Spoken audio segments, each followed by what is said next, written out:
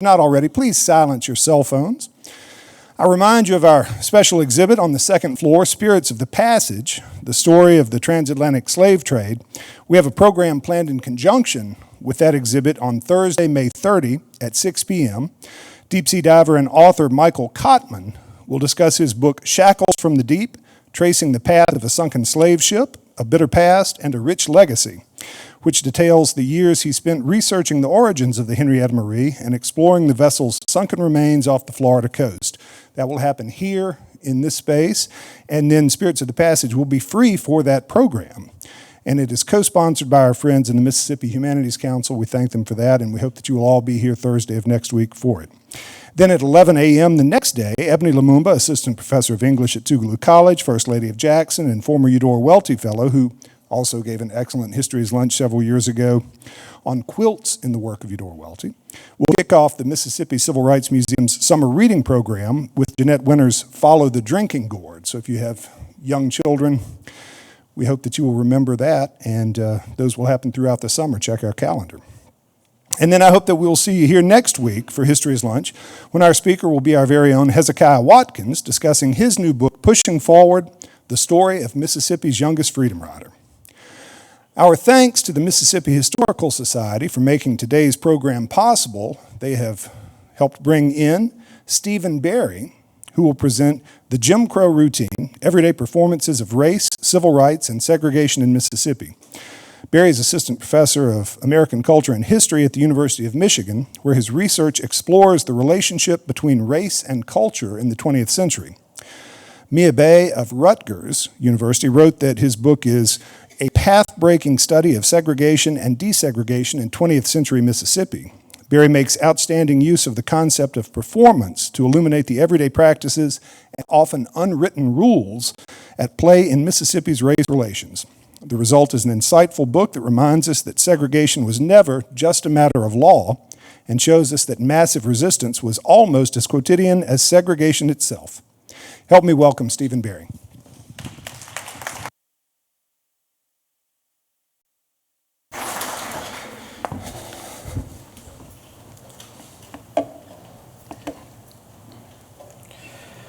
Thank you. Thank you all for coming. It is it's a real treat for me to be back in Mississippi. I want to thank the Mississippi Historical Society, Chris Goodwin for setting all of this up, and also the Mississippi Department of Archives and History, which is where a lot of this work started about 20 years ago.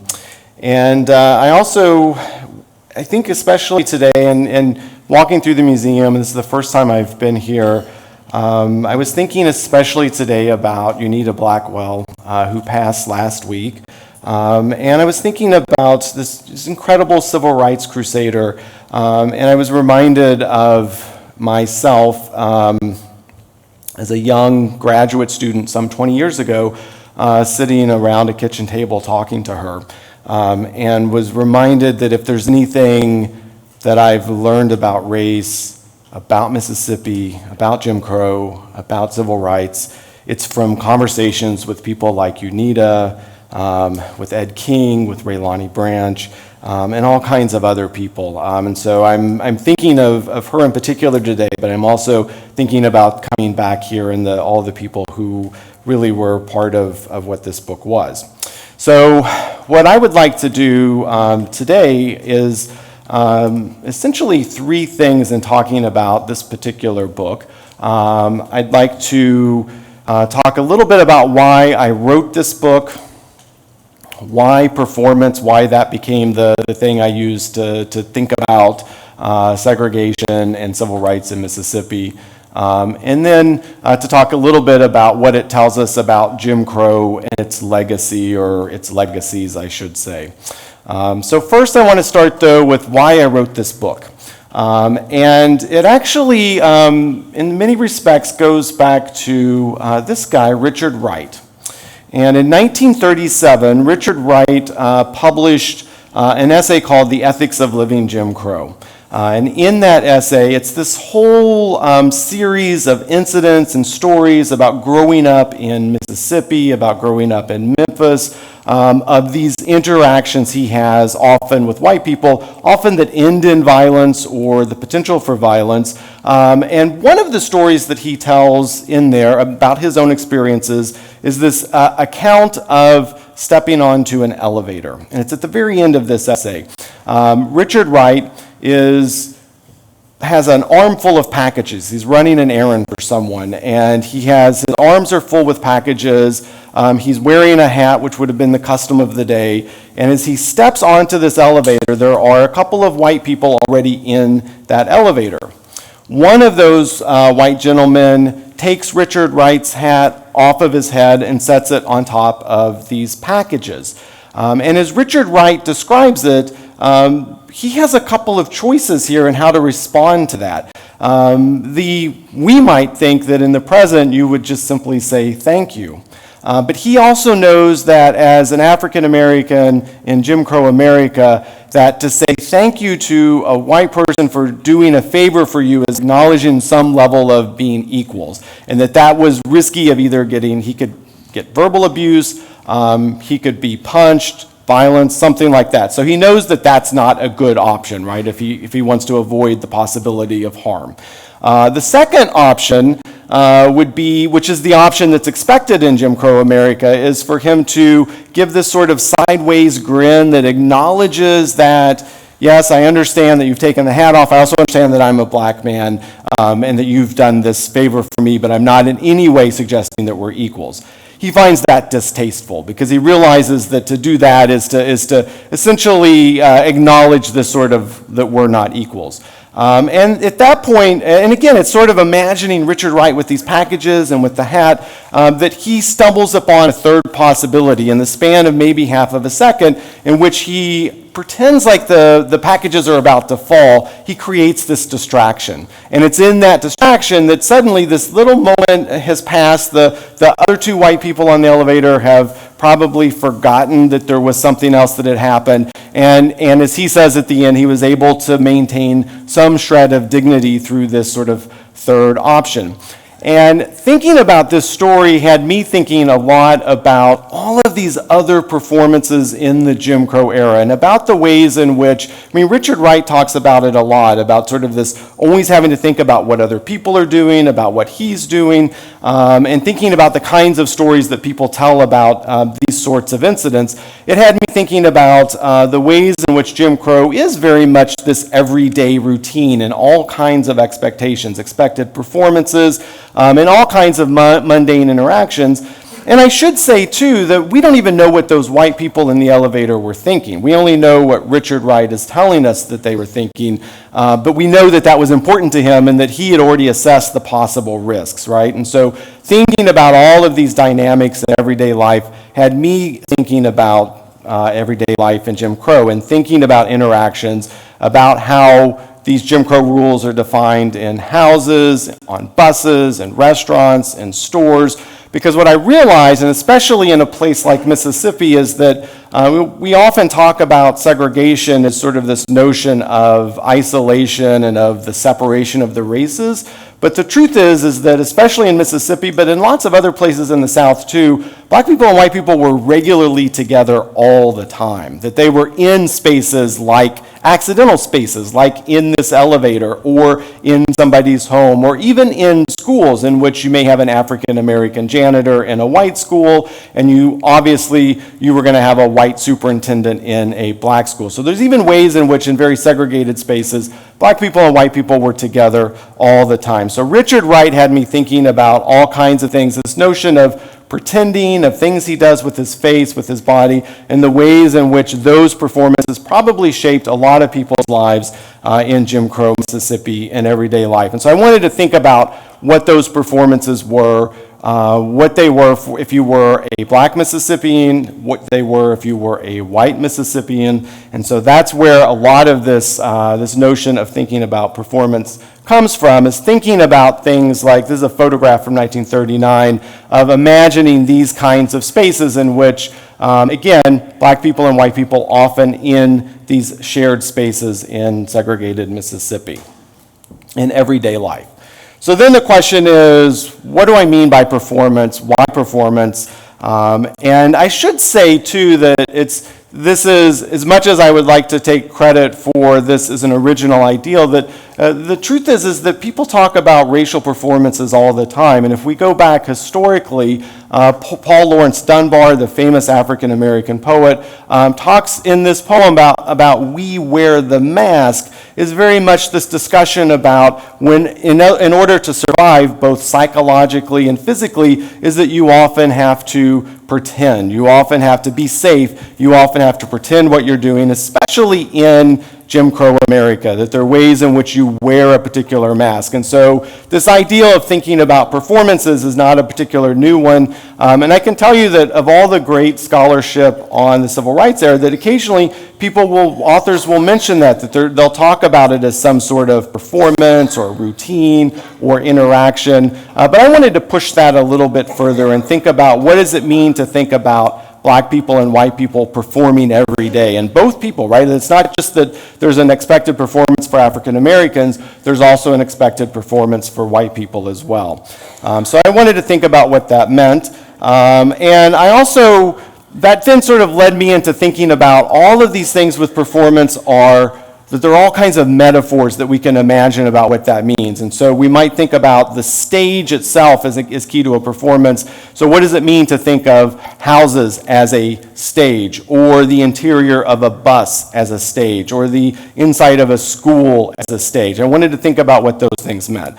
I also wanted to think about actors, about imagining what black people and white people did in these spaces. And so if we think about it as a performance, when you see a performance and you see people on the stage, the people on that stage come in onto that stage with scripts, with practiced lines, with practiced stage directions, and they're thinking about what they're supposed to do when they're in that space together. They also have props. And we can even think of something like Richard Wright's hat as a particular kind of prop, and the ways in which that also factors into what happens on this stage. So I was thinking about all of these things, about imagining what does it mean to think of Jim Crow as a performance? What does that tell us that we don't already know? And before I get into that, I want to actually show you a little bit about the ways we can think about performances with Jim Crow,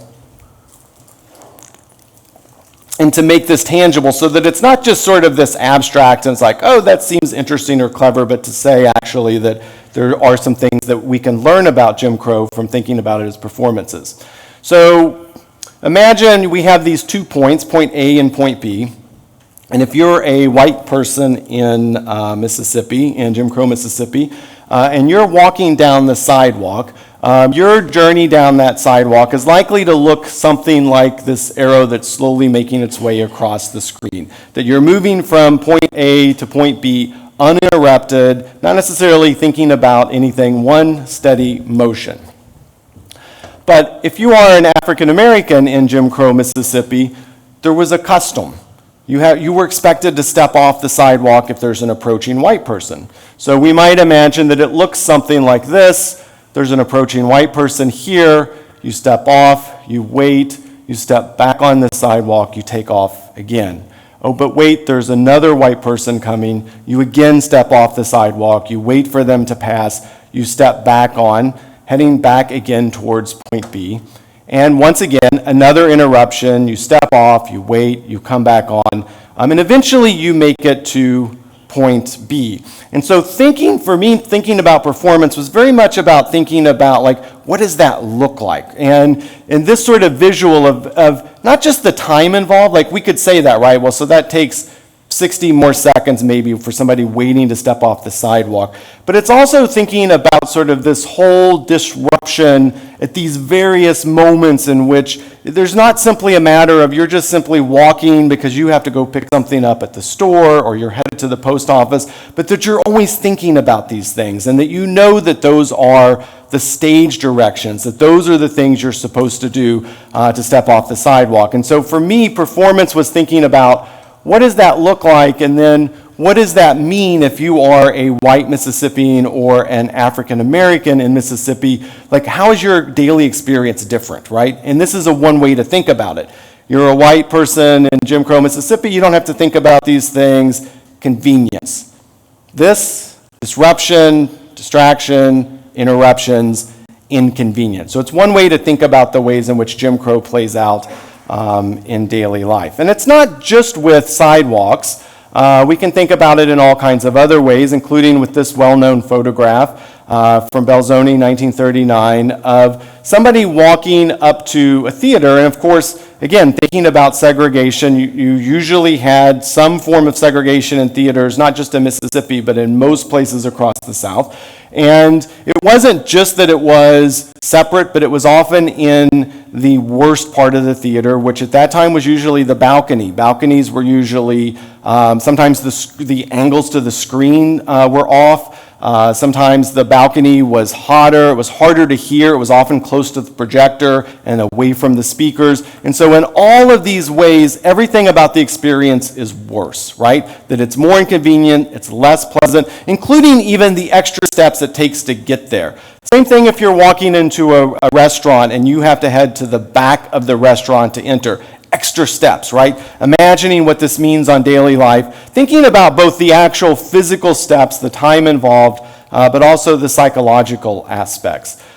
We can even think about this too with buses. In this photograph showing, which was often the custom in most places, that if you board on, you have to pay at the front of the bus, and then if you are African American, you usually had to step off after paying because you could only board in the middle, depending on where you were. So again, thinking about extra steps, right? The extra inconvenience. If we zoom into the interior of this bus, we can see another way of thinking about this, and I might even ask, anybody notice what jumps out to you like immediately when you see this photograph? Yeah, exactly. Vacant seats. I'll repeat it in case for the microphone. Vacant seats. So you'll notice in this front white section, there are all kinds of empty seats. You can see in the back section behind that white barrier, people are crowded in, they're standing up. And once again, so there's that, right? There's what it means on the bus in terms of convenient, inconvenient, comfortable, uncomfortable. But you might also notice that these signs, these little notches, this is so that you could move the sign forward or backward. And so if you needed more space for white passengers, you move the sign further back. And so we again think about being a passenger on this bus. You have this moment in which maybe you're exhausted, you have lots of packages, you sit down on the bus, you can't even relax until you're stopped because there's a possibility you'll have to get up again, right? So you always have to be thinking if you are a black passenger on one of these buses. That there's never that moment where you can say, I'm just going to take a break here. And that's what I wanted to think about in terms of these performances, is that it shows us the ways in which, in some ways, what it meant in daily life to think about what it would mean to be a white person living in these experiences where plenty of space, always it seems plenty of seats, versus always having to be ready to move, always having to be ready to get up, and always knowing that those things are coming. And so that's what I wanted to do, was to use performance to think about what that tells us about what it means in daily life for African Americans. What does it mean for white people? Okay, so then the big question is sort of the question of like, so what? So what does that tell us about Jim Crow? What does it tell us about Jim Crow's legacy? So we know that Jim Crow is inconvenient if you're African American. We know that much worse than that. The question is, what do we get out of thinking about Jim Crow in these kinds of ways? And I'd like to actually point out three things that we can sort of take away from this. Actually, I'm not quite ready for that slide, so pretend that you didn't see that yet.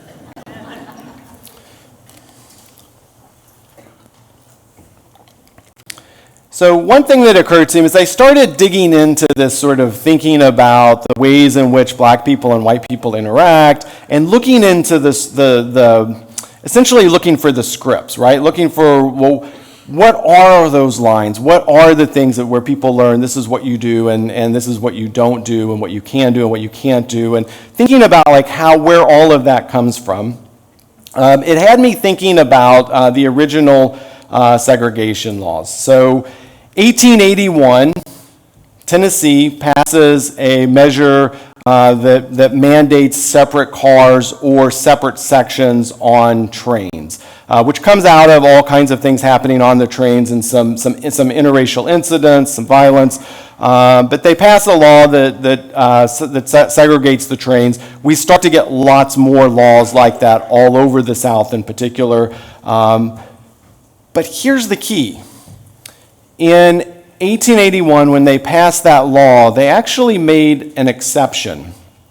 And that exception is that if you were a white person traveling on this train and you wanted to bring along a black domestic worker, somebody who worked for the family, an employee, they could sit with you in the white section. That was an exception. 1921, Mississippi passes a law mandating separate taxi cabs for white people and black people, in which if you were a white person, you had to ride in a car with a white driver. If you were a black person, you had to ride in a car with a black driver. But they made an exception. If you worked for a white family, you could ride with them in that car. A few years before that, 1912 in Virginia, as Virginia is setting up separate neighborhoods and mandating that you have to have residential segregation, they made an exception in which they said, you have to have these neighborhoods and they have to be white only.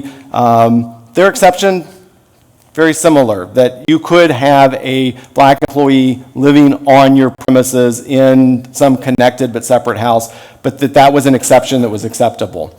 And so putting all of these things together had me thinking about the sort of the nature of these performances. What does it tell us about segregation? And I want to bring up this I think, fairly well-known photograph by Gordon Parks, a highly regarded African-American photographer. He did this in 1956. This is from Atlanta, and it was part of a photo shoot for Life magazine. And this is the segregated waiting area of the Atlanta airport in 1956. And what you'll notice, of course, in this segregated area is that it appears to be an interracial scene. That is, that we see a white woman here. We see an African-American woman in a what looks to be a domestic worker's outfit holding this white baby. And so this is a really good example about thinking about the ways in which you'll notice nobody seems to care, right? That we think of these moments in which, and you can see lots of them next door in the museum, of African Americans protesting for the right to sit at lunch counters, to attend libraries, all kinds of things, schools, and yet this is happening without any incident. And the reason it is because this is acceptable because the woman who is here, who is African American, is here with white people as a servant or playing that role, right? That this becomes this really important role. And so part of what I wanted to think about and what this means for Jim Crow is that we sometimes think of segregation as this system of separation, of separate schools, of separate bus sections, and that's certainly true. But even in those sections, black people and white people are often together. And that in some ways, I see Jim Crow as a system that was meant to recreate a world of white masters and black servants. And even that there were lots of, not all of them, but lots of white people who imagined this is what the world should be. Not that the complete separation, but rather having black people who are going to wait on us, who are going to be there. By the way, this photograph is at 2 a.m. in the morning. And when I show this photograph to my students in Michigan, I'll often, as we talk about what it means, what it tells us about Jim Crow, if it doesn't come up in their discussion about what they're getting out of it, I'll ask them where they think the woman who's holding this baby, where they think her family is at 2 in the morning and what it means for her to be in this space at 2 a.m. So there's all kinds of things happening here, but there are ways in which thinking about this, about what this means for thinking about particular roles, was helping me to think about also all of those laws and all of those ways in which Jim Crow seems to be often very much about imagining white masters and black servants. And you'll see it in photographs like this. There are hints of it when we see those exceptions in the law. We also see it in all kinds of stories that people tell, including this story where I was born and raised about the Mississippi Delta, and we get those same kinds of stories in which we have this white person always telling stories about African Americans who are faithful to white families, loyal to them, waiting on them, waiting for them. It appears in all kinds of forms in not just this book, but in all kinds of stories. And when I was doing research on this book, one of the accounts I remember is an obituary that, I forgot which paper it was in, but it's an obituary to an African-American man who had recently died, who his first name was Tim, but according to the person writing the obituary, everybody called him Uncle Tim. And this Uncle Tim then became this description about all the ways in which all the things he did for white people. This story about a black person as loyal, faithful to white people. And I was thinking about the ways in which those stories show up again and again. And I should point out, because even though I was focusing on Mississippi, this is not exclusive to Mississippi. It's not exclusive to the South. It shows up nationally, right? We get these stories in all kinds of ways. For example, in Gone with the Wind, this is a still from the 1939 film about imagining these relationships of white people and black people who are in this role of serving white people. And it's not even just in stories about the South. It shows up in advertising, advertising for pancakes, in which you see, again, an African-American woman. Notice that she's smiling. Notice that she's serving this big plate of pancakes to white families who are also happy that she's serving them.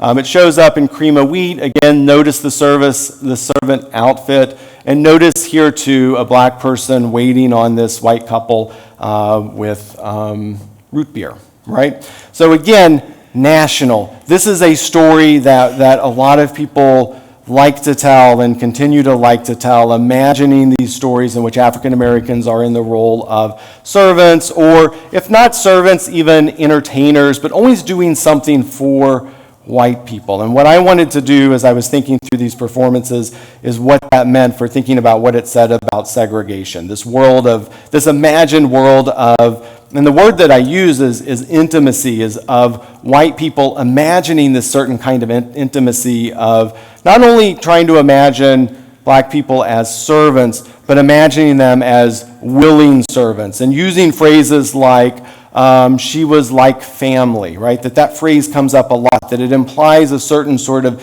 intimacy in imagining these roles of black people waiting on white people and doing it happily, willingly. And it actually predates segregation. We see this also in the slavery period as well. Okay, so that was one thing, was that performance was a way to think about this thing that I'm calling this imagined interracial intimacy, and imagining this world of white masters and black servants.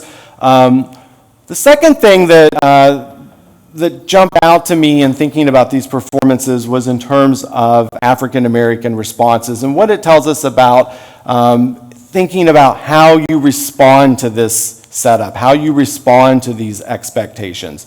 And we've already talked about this a little bit in thinking about somebody like Richard Wright, and always being ready to think about a third option, right? That there's this distasteful option that's expected, there's this other one that might get you killed, and thinking about a third way into that. And so it had me looking for those kinds of examples about the ways in which people were looking for third options, but also the ways in which people learned to wear the mask. And one of the things that I noticed in sort of paying attention to this question is, like, how do people learn how to perform? Like, how do you learn how to stay safe, right? If you're an African-American kid growing up in Mississippi, where do you learn those rules? And you may learn them in lots of places, but one of the places where I saw those popping up a lot was especially in the family, in the black family, and learning at a very young age, 3 years old, 4 years old, 5 years old, often after some sort of incident. And clearly it was a big moment, because these are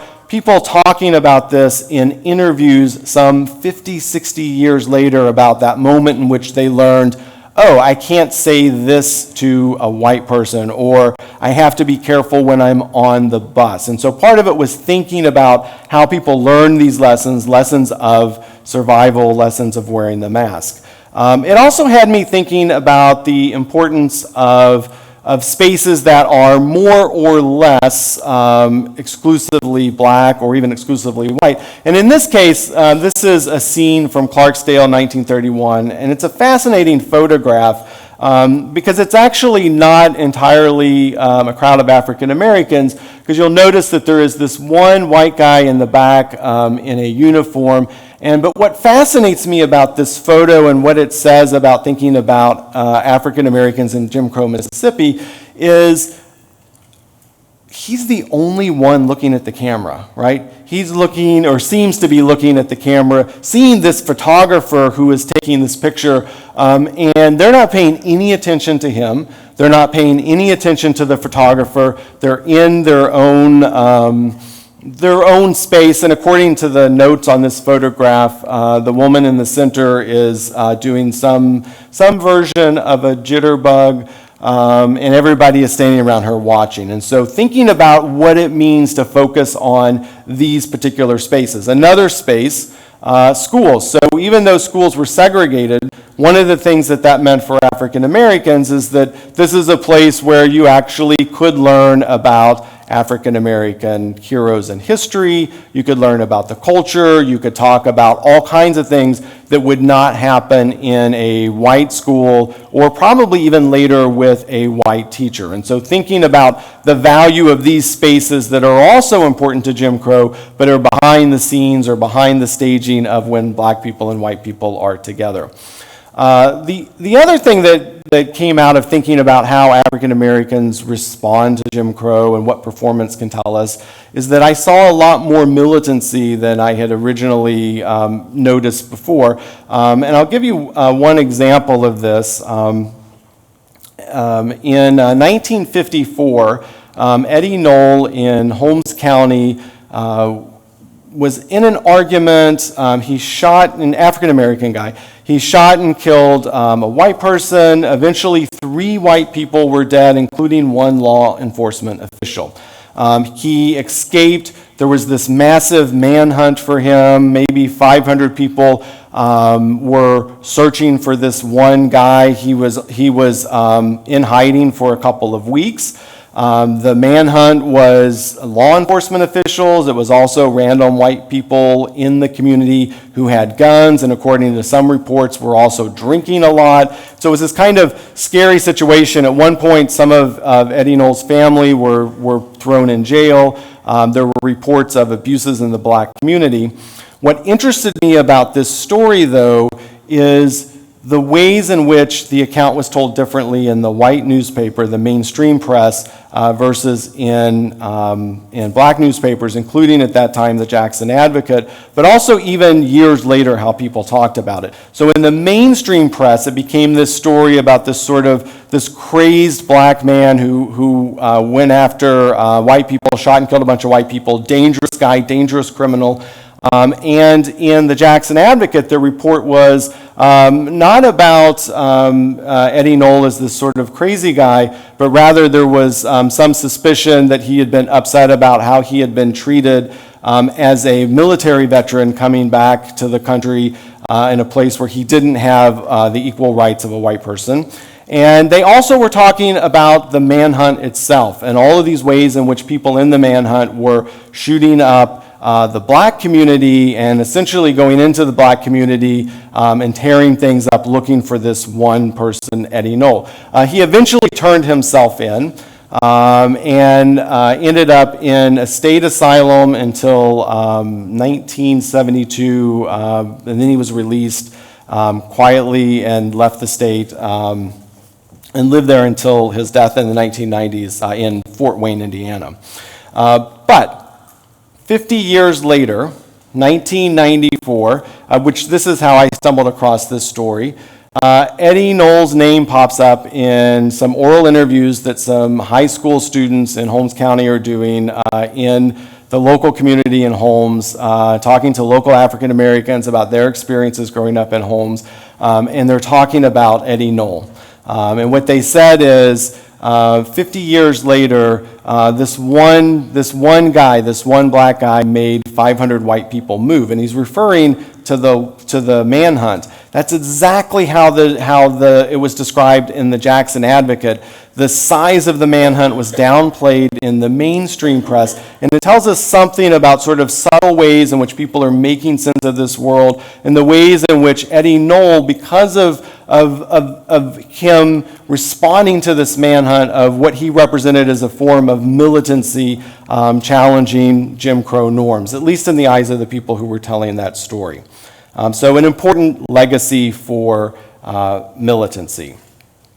The other thing about performance, in thinking about the ways in which African Americans and their allies responded to Jim Crow expectations, is that it also has us thinking about things like clothing and outfits. And this actually became really important in the 1960s. So after the civil rights movement is in full swing, one of the things that you'll see looking at, especially a lot of the photography from the mainstream press like AP and UPI, one of the things that you'll see is lots of college-age students sitting at counters like this, doing homework, reading stuff, but notice what they're wearing. They're wearing suits. This is their Sunday best, and that's very intentional. That there's a part of the protest was to present themselves in essentially this form of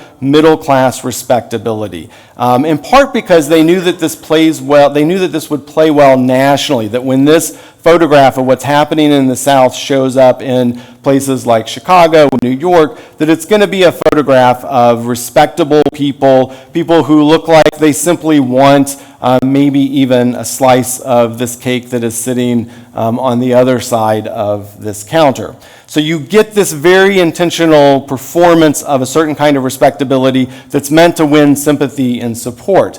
And counter that to the other images that we see coming out of the South, which are often of angry white people, violent white people, aggressive. This famous photograph from Little Rock, in which you see this again, middle-class respectability and anger of a white person.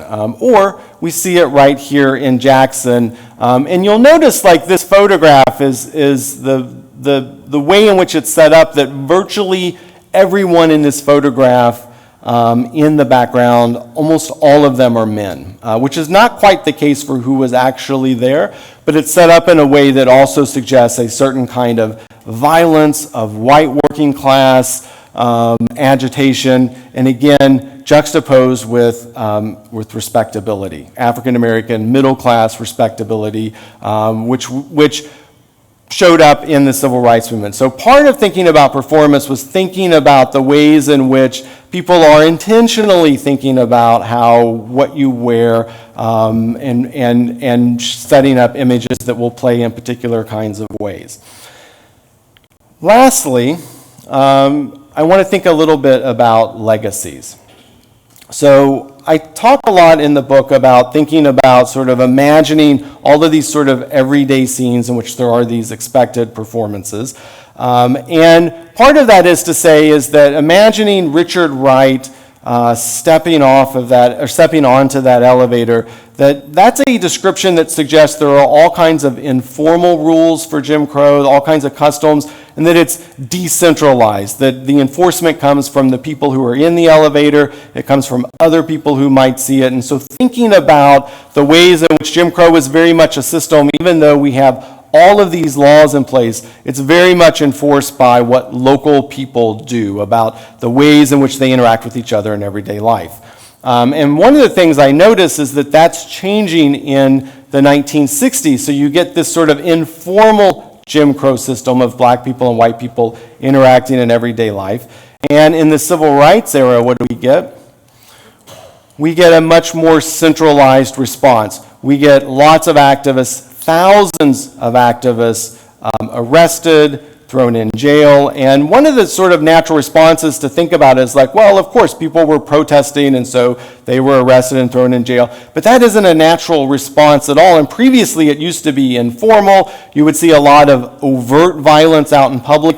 Increasingly, the response to people who violate racial norms is to arrest them. The violence is often still there, but it happens behind the scenes where there are no cameras, where there's nobody to take a picture of that to display it nationally. And so one of the things that I was noticing is that in the 1960s, we increasingly get this more centralized form of policing racial lines. We get, it shows up with the arrest, but that continues. 1964, Paul Johnson dramatically increases the state highway patrol here. And increasingly, the role of racial policing shifts from sort of these informal networks increasingly to state people, to people like police forces. And by the way, this is not just a Southern thing. It shows up all over the country. And in fact, as we see protests in places like Oakland and in Detroit, the response is to say, not that, oh, these people are protesting because they're upset with social conditions, they're upset with what's happening in the neighborhood, but rather this is an issue of law and order, and people are packaged, protesters are imagined as criminals. That comes straight out of the segregation playbook in Mississippi and in other places in the South earlier in the 1960s. These ways in which segregationists are shifting from those stories about, and don't worry about all the numbers up here, I know this is a really busy chart, but there's a way in which it's not just like, okay, so now we're shifting to policing, we're shifting to arrests and mass incarceration, but there's also, in place of some of those stories about black people as servants, about Aunt Jemima selling pancakes, about the mammy figures we see in Gone with the Wind, we get another story. We get a story about black criminality, about black pathology. That's what this chart is. It's something that John Williams was on the House floor talking about, and he pulls out this chart, which this whole chart, its intention is to show with statistics that segregation actually means less black crime. That was his intention with this chart, was showing all of these different states, and what the crime rates were by race in these states. And so my point is that increasingly, alongside that story about mammies, about servants, we get this story that's about statistics, cold, hard facts, that's about some sort of pathology. And so it becomes another story meant to say something about preserving white privilege and preserving systems that preserve white privilege. And lastly, so here too this is part of that same campaign. These were articles from the Citizens Council newspaper with titles like "Big City Dwellers Quake Under Negro Terrorism," which was the same sort of stories about talking not about servants and Aunt Jemima, but talking about black crime, which is also something we see nationally and not just in Mississippi.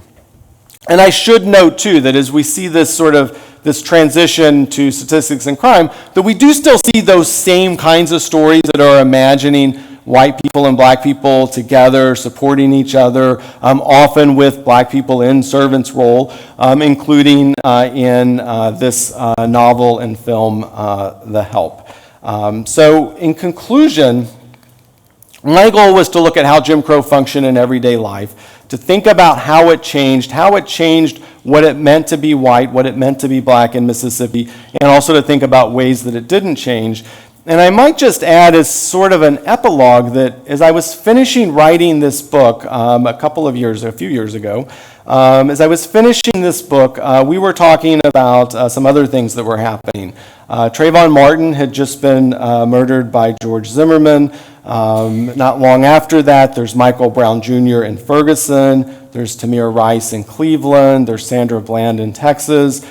And it had me thinking about the ways in which, as we're thinking about these legacies, that there too, there are some implied performances, that there are things like hoodies and hats and expected performances, and that if you give the wrong performance that you might be risking your life, that there is an expected performance. And so part of what I would end with is to say that thinking about the ways in which people interact tells us something about race in the past, but I also think it tells us something about race in the present.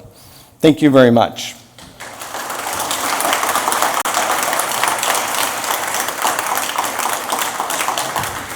And I'm happy to take some questions, and I know that we have microphones coming around. This is not precisely the question, but in the Delta, where I was raised, in the movie house in Cleveland, the balcony had two sections side by side. One was the black balcony, one was the white balcony, and the white balcony and the black both had equally bad lines of sight and equally bad sound systems. But there are a lot of little white boys like me who would go up in the white balcony because we could raise Cain and talk and lean over the balcony and drop things on the heads of the people below. Now, of course, if anybody did that in the black balcony, they would be instantly arrested.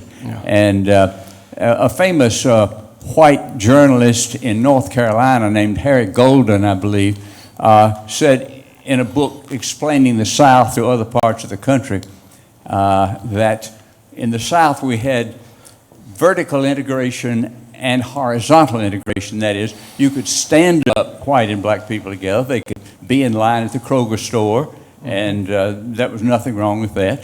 You had horizontal integration. That is, it was perfectly acceptable for white males to have sexual relations with black females.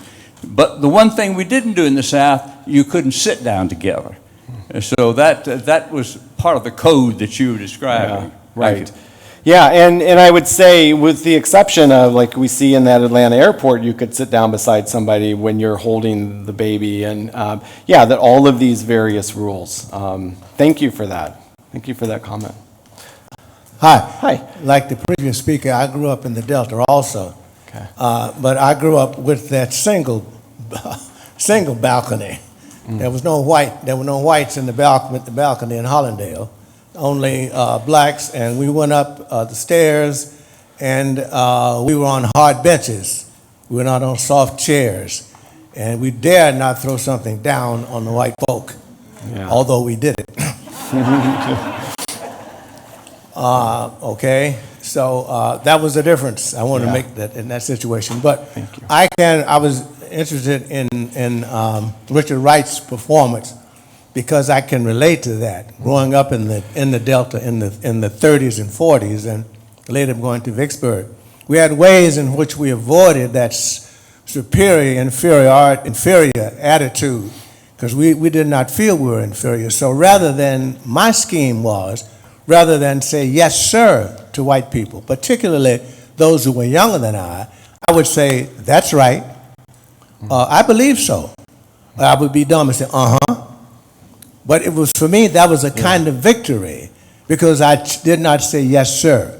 So that was indeed a kind of performance based on my feeling, based on what I'd gotten from my teachers and from my family, that I was not inferior. Right. Yeah, thank you for that.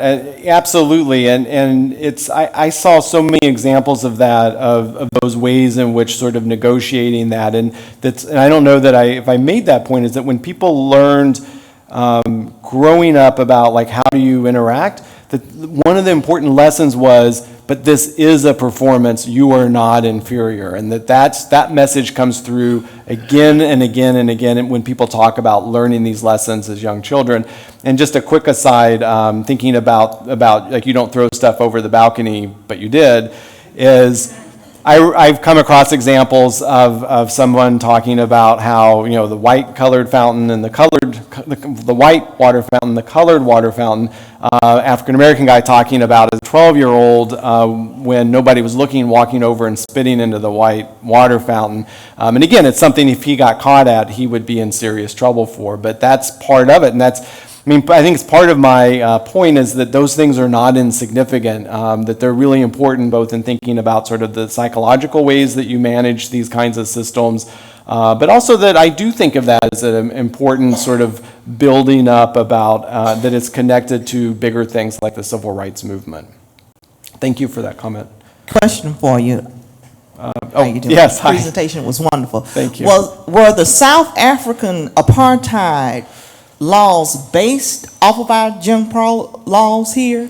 And being born in 1968, it's just amazing how deep this was entrenched, such as trying on clothes, such as moving a sign back from the bus. It's just amazing. Thank you. Yeah, thank you for that question. And I'm not sure, I know that it was a model. I'm not sure exactly how that played out.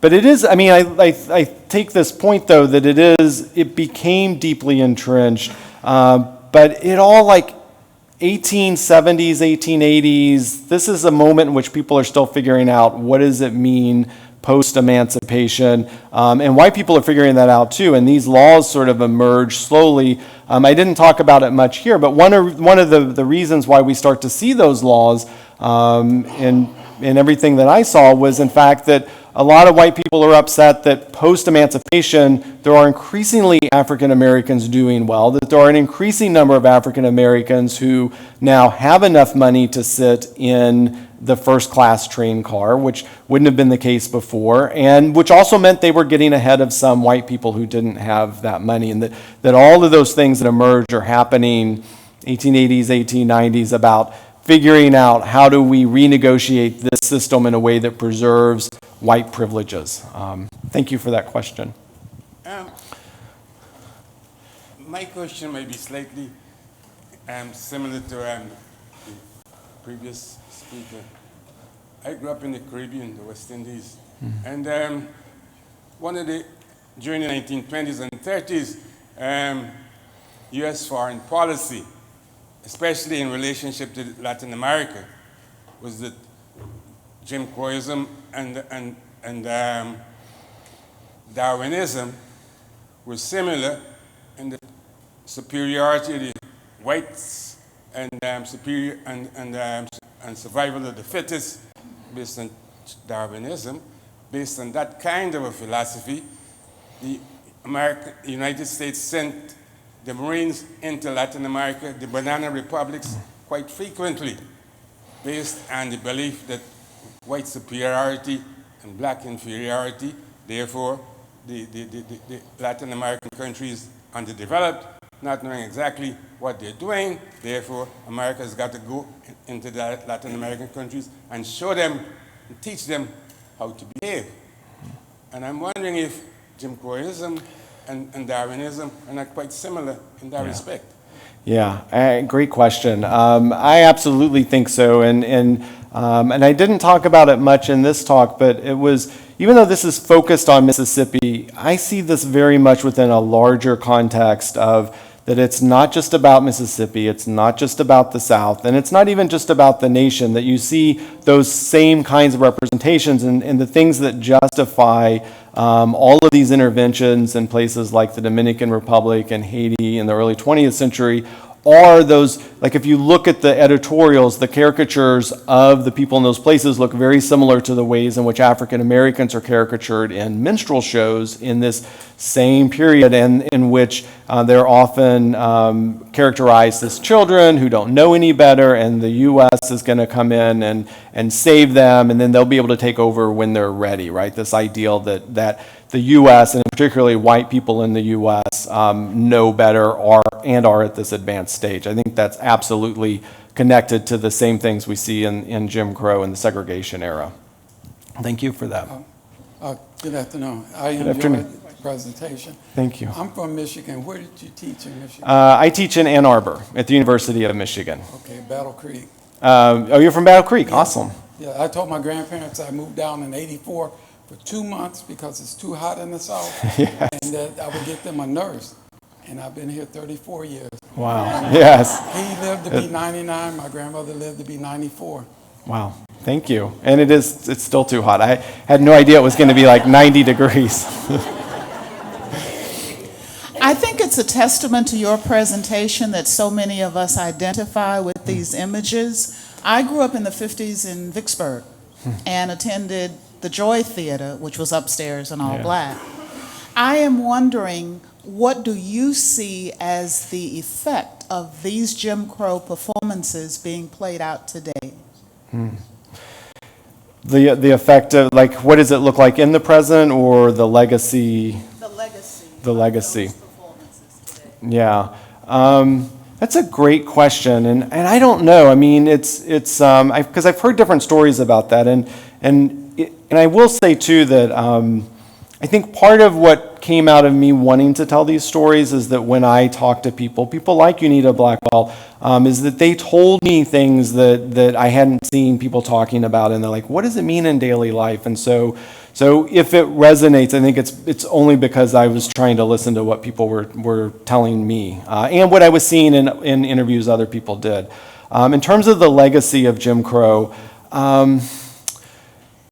the one thing I've heard people talk about, and it's more anecdotal, so I don't feel like I'm on solid ground in terms of how strong the claim is, but the one thing I've heard people say is that that the generation who grew up after the civil rights era, that there was a concern that people didn't talk as much about the Jim Crow stuff and about all the rules, in part because wanting to sort of think about looking forward and imagining a better place post-segregation, and that I've heard some people express that there's a concern that those stories should have been talked about more in people growing up in the 1990s, in the early 2000s, as a way of making that connection. And I don't know if that's getting at the question you're asking, or if I'm misunderstanding your question. Okay, because I do think that we probably don't hear as much about those stories as... Do you see any of these performances being played out today? Oh, that's a great question. I kind of do. I mean, oh yeah, sure. Thank you. The question was, do I see any of these performances being played out today?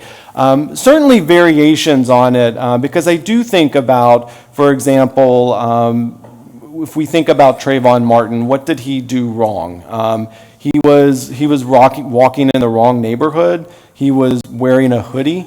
That there are ways in which the only thing he did, and I should use wrong in quotes, is that his performance was wrong, right? That he wasn't playing that expected role, and I think that's true, especially if we think about issues with policing in the present. That I would very much bet that people know when they're encountering that if you're African American and you're encountering, especially a white police officer, that you're thinking about that racial interaction and how you're going to perform for that person. So I actually do think that, and I think we're always performing, right? That me on the stage right now performing as a professor is different than if we are later sitting at a bar having one of the really good craft beers that are around here, that I will interact differently, that the performance shapes who we are and how we interact with each other.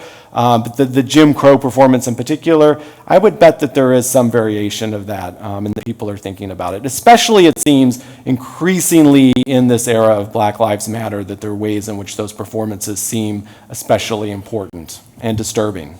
Thank you for that question. We all know what Jim Crow is all about, but who was Jim Crow and what was he about? Good question, and it's actually, I noticed that there's a reference to it in the museum next door.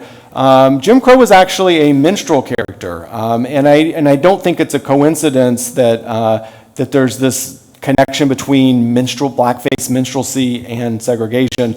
Jim Crow was a character in the 1830s, a guy. The legend is that this performer, E.D. Rice, who was a big blackface performer, big performer on stage in the 1830s, that he saw a guy in ragged clothes in New Orleans, and he swapped out his clothes and put them on that night, and that he eventually called this character Jim Crow, where he was saying the guy's name was Jim Crow, and that term Jim Crow became attached to a minstrel character 1830s, 1840s, 1850s, and then at some point, as these segregation laws are being passed in the 1880s, 1890s, that becomes a term that people use to describe it. I don't know like exactly how or why that happened, but it is this connection to thinking about blackface. And I would say that the deeper side of that question is that I think that in the 1880s and 1890s, a lot of, if not most, white Americans, when they thought about who African Americans were, imagined them as minstrel characters, that informed how they thought about what it was to be black, was imagining it through these caricatures of mammy-like characters, or of people on plantations who are not very smart or who are lazy, that all that minstrel stuff comes out of shaping how white people think about race. I don't know if I may have taken your question in another place, but was that your question about the character? Good. Thank you. I love when we have more questions than we have time for. That has been the case again. We've come to the top of another hour. However, I am sure Stephen will be happy to answer any questions that you may have, especially if you're in line buying a copy of his book over here for $19. He'll be happy to sign it. Thank you all for coming today. I hope that we see you back here for Hezekiah Watkins' program next Wednesday. Help me thank Stephen Berrey for this fine program. Thank you.